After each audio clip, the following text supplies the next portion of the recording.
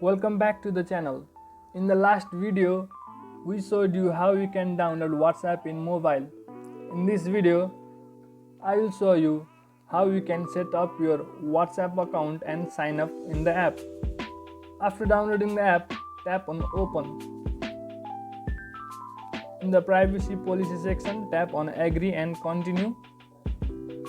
In the next step, you have to enter your phone number that you want to use for your WhatsApp account.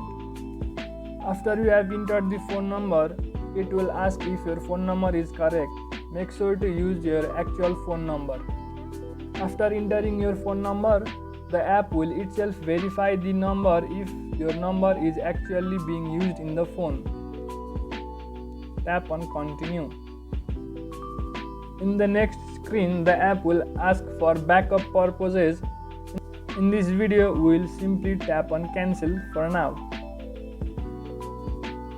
Then you need to enter your name that you want to use in the app.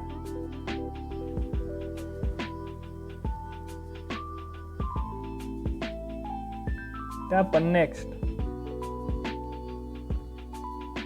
And as you can see, your WhatsApp account has been created. Inside the app, there are various sections such as community, chats, updates, calls, and so on.